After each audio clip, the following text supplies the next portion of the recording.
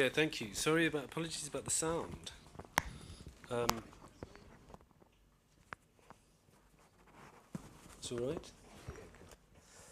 So Kisilu's going to be going. It's actually quite soon. In 2 weeks, he's going to be going to Norway, and then after a series of screenings and talks in Norway, he's then going on to the climate talks in Paris, and he'll be there for the full 2 weeks. So it's quite an exciting time, and it's sort of a continuation of the story. So they're using that. They're using a lot of his footage. It's his video diaries that are then being used as a piece of to lobby and to show to delegates at the climate conference. So it's part of the conference. There's lots of fringe events as well, but there's also his climate diaries are being shown to delegates. So it should be quite it should be quite strong. To go back to the beginning of the film, to start our discussion, could you tell us a bit more about how you and Julia came to know Kisilu and his family from the beginning? Yeah, so I came aboard 2 years ago, and so Julia started in 2011.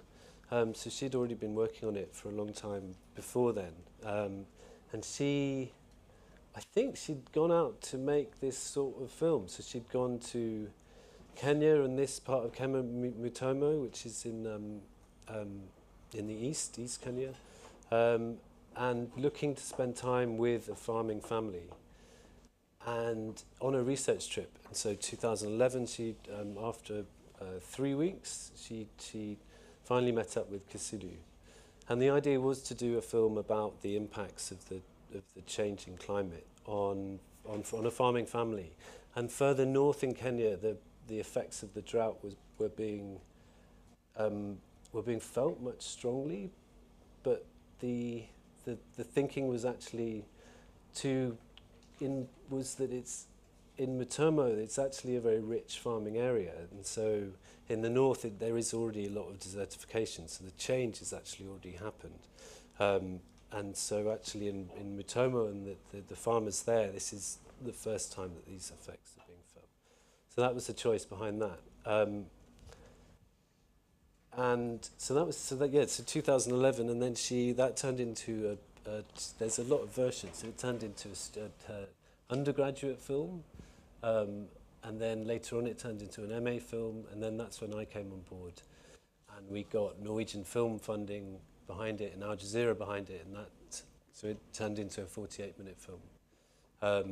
So it would have been 2.5 years ago that we gave Kisilu a camera eventually, and so he was then we were getting tapes being sent back. So that's how we organised getting hold of the video diaries. And so these packages would arrive. It would be through different people in the area, and we'd sort of make sure they got to Nairobi, and then they'd arrive back in Nairobi. There was one package that got lost in Oxford, and then eventually someone delivered it to us in London. And it's all quite exciting. Like, we had no idea what he'd been filming. And so I'm watching these tapes for the first time. It was an exciting process. And to follow up on the format of having Kisilu record himself and have these video diaries, was that a method that came to be due to difficulty traveling to shoot with him, or was it a decision as far as driving the storytelling and approaching the story from a different way? Can you? Yeah, I think it was much more that, and Kisilu's character. So when Julia first started filming with him, he was really interested in the filming process, and so just got involved in that way. He's not in the film, but he's also uses his camera to earn money as a photographer, and it's a stills camera on his phone. So he's the community photographer. So he's into images and he's into storytelling through images. Anyway, so it completely made sense to him, and it made sense to us. I don't think it wasn't actually because we couldn't get out there enough. It was much more that it's much more intimate, and I think that Julia's footage is incredibly intimate, but I like the way it's sort of intercut, where you can't actually tell necessarily who's behind the camera. Sometimes it's Kisilu, sometimes it's Julia and her DOP, who's Julie, two Julies. And I really like that. I think that's a slightly unusual, makes for a slightly unusual film. I'd like to open it up to audience questions in just 1 minute, but before I do, to follow up on your earlier comment, filming in Kenya, how much of a crew was there shooting with Kisilu and his family? Was it mainly Julia and one DOP? Because it's remarkable how much his wife opens up to the person shooting, and there's a very visible closeness between everyone there. Can you tell us a bit? Yeah, so it's tiny. I mean, the whole thing's made on a sort of shoestring. So it's a tiny, but it's tiny crew. So it's Julia and Julie, just the two of them, and they've gone to 5 trips over the last 4 years, roughly a month each. So it's spaced out. And 4 of the trips they went deliberately at the beginning of the rainy season, and each time the rains never came, and twice they did. One time they came and there's a storm, and the second time, or the third time it came and there was a flood. I'd like to open it up to questions from the audience now. If anybody had a question, you'd just like to raise your hand, the microphone will come to you. Any questions?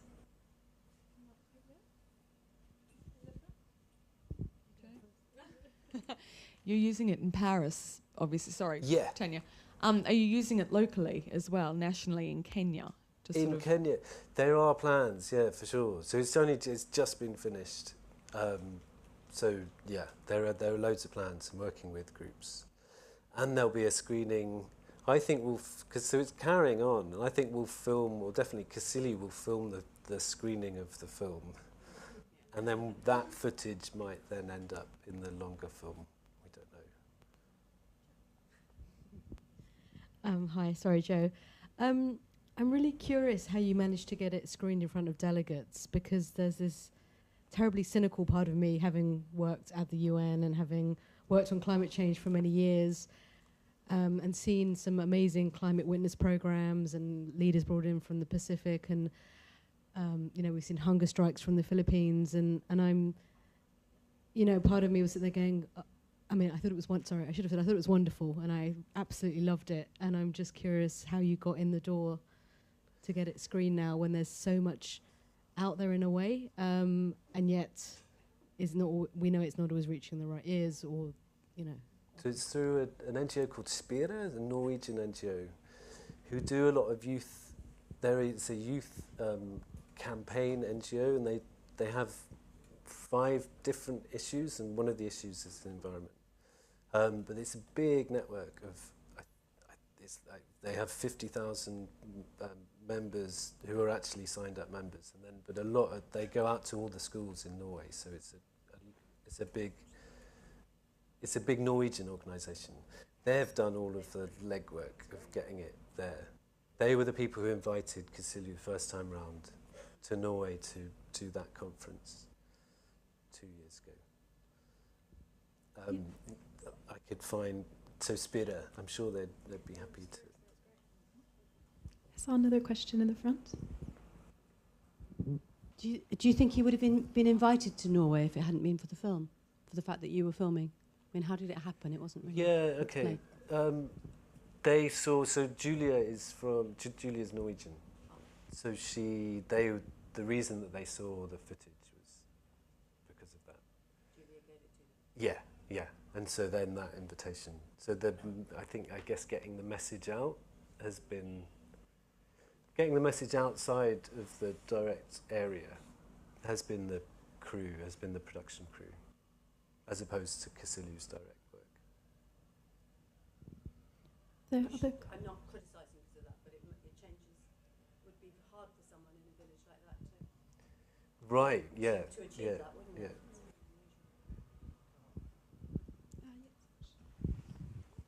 Actually, what happened to you, if I may say so? How do you know? Julia worked for this small NGO that made children's NGO films, and she went out and met Kisilu, made a little film in the first place, and that was seen by many, many other NGOs in Norway, and that sort of got the ball rolling, and that got Kisilu to Norway. And then she came onto this course I ran at Isadok, if I may say so, and pitched it to Al Jazeera, who liked it. And then I said, you better go and work with Hugh Harford, Right. who is a friend of mine, and he will sort of curate the film. And as you've done terrifically well. And so that's how it began. I mean, the point was about Julia, if I may say so. She's one of the only NGO filmmakers I know who has the creativity and the real skill to turn a simple, very simple NGO film into what will become a festival film eventually and win awards via a TV film. I mean, that doesn't often happen. And she had, from the beginning, when she came on my course, she had the creativity and the desire to get out of the NGO straitjacket, as it were, into bigger films. And that's why I show this myself when I do presentations, because you can go that route if you want to. But it was the NGO backing that paid for it initially, that got the networking going and made it all happen. But then she took it off and ran with it and made it bigger. Sorry to interrupt. No, that's good. Are there other questions that I've missed? Yeah. Can you tell us a little about how they, the film crew, filmed the story without interfering with the story? It's the old problem. I mean, did they turn up every day from their hotel? And when this family is saying, we've got no food, were they tempted to say, well, we'll bring you some food or what? Yeah. It's an interesting dilemma, isn't it? Yeah, and we talked about, they helped, in short. And by being there, so they would stay for a month. They stayed in the town, Mutomo, and then would come out. But a lot of the time they'd stay overnight at the family's house. And so they helped in terms of they wouldn't be a burden on the family at all. So they would bring food for themselves, but obviously they would bring food for the whole family. So the idea was that they were in no way a burden. But no, it's a really delicate line to play, and so the motorbike was a sort of interesting dilemma, in that came out of these early screenings of the NGO screenings in Norway. After the screening, people wanted to help, and so they'd raised enough money to buy a motorbike. But obviously, that then Julia is involved with the family's life. But I think it's something that I think that's a relationship that they're gonna keep for a very long time. So it's just on a personal level, you would help out. I mean, so Julia and I would talk about it a lot. It's difficult, or it's an interesting issue. But it was never a reason not to do something. It was just an interesting dilemma. Yes, a question over here. Hi. Was Kisilu planting trees before the film crew came out, or was that a kind of idea suggested by? Yeah. So that chronologically, that's how it was after the first storm. Yeah. There was so Kisilu he'd been practicing alternative farming. And there's with the tree planting is sort of alternating different crops and improving the quality. It's all about improving the quality of the soil. And so he'd already been doing that, but the big passion in planting trees happened after that first storm. But that came from him. His community work, then also that all came afterwards.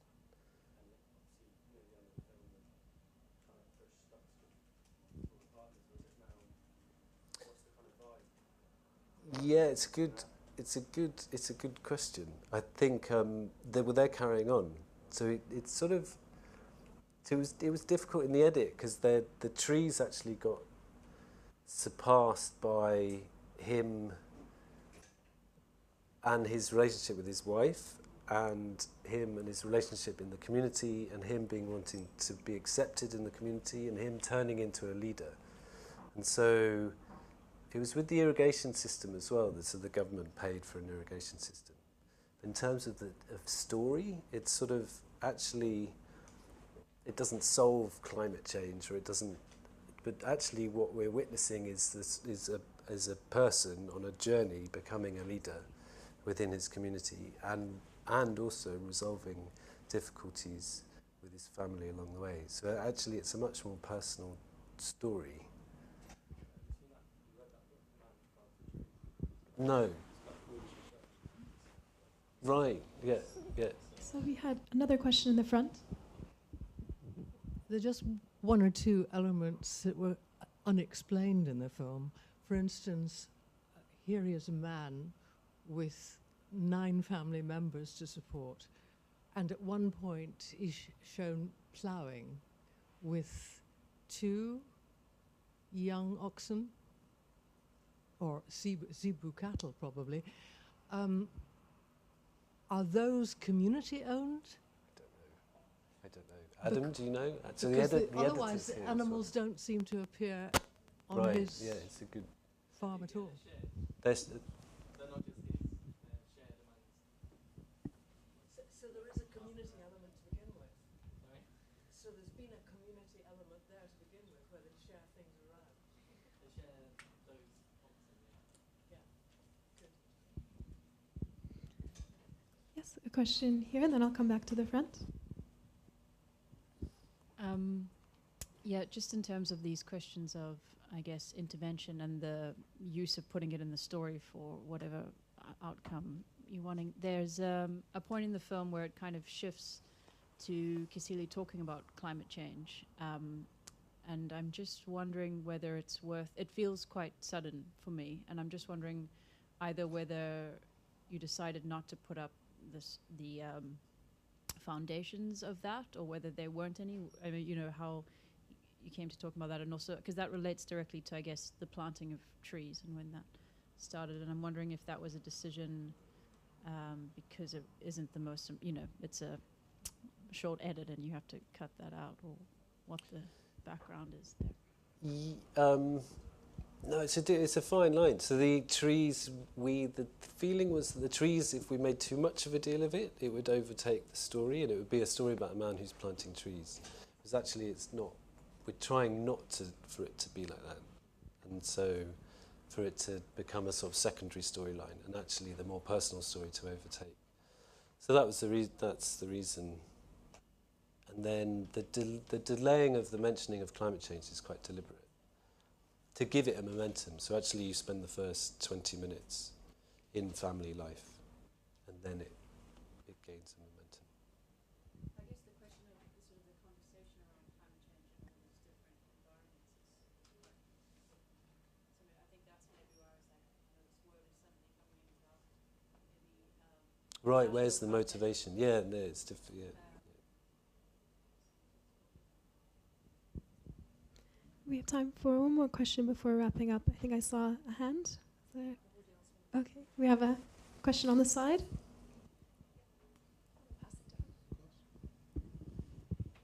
Hi there. I just wondered what, in your eyes, success would look like in terms of this project. Like where would you want it to get to? Then you feel like, all right, okay, this has justified our time. And also, are you a bit apprehensive as people might take this as a bit of an anecdotal kind of one-off? You know what I mean? Because I mean, film can, by the time it's been edited and nicely sliced and diced, it comes across as, oh wow, climate change is a huge issue. But how serious do you think, you know, just with all due respect, how do you think people will take this when they see it? In terms of the solution, I think the idea was never to offer up a solution. So it goes back to the sort of making too much of a deal about the planting trees. Is that what you mean? So that...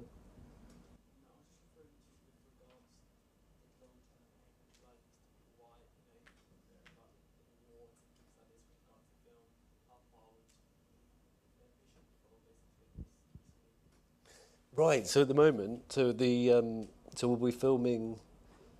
The aim is to film in Paris when Kisilu goes to the climate talks, and so we've got an Indiegogo fund to raise money for that.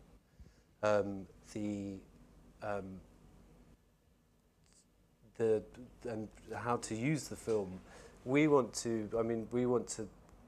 NGOs are already very interested in using the film, and Spira, that I mentioned earlier, in Norway, have been using it for screenings.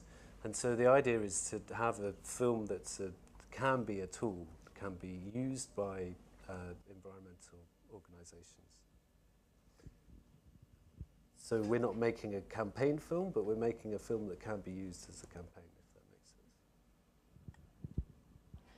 Following up on that, Hugh, I'd just like to close by asking what, if you know, has changed for Kisilu since the end of the film that we see here, because, like you said, he might be doing Q&As and discussing his work more. And can you talk a bit about the impact that these kind of discussions have had directly on what he's doing and the work that he's continuing? Yeah, so they've not started yet. So in a week, roughly 2 weeks, they're going to start with Q&As. Well, we look forward to hearing how that goes and what follows that. So if anybody wants to learn more about the film, where would be the best place for them to look? KisiluMovie.com. And if anybody here tonight knows someone who wasn't able to make it, please encourage them to watch the film on Al Jazeera on the 2nd of December. So thank you so much for being here tonight, Hugh. And please thank Julia, who wasn't able to be here with us as well. And thank you, everyone, for coming. Thank you.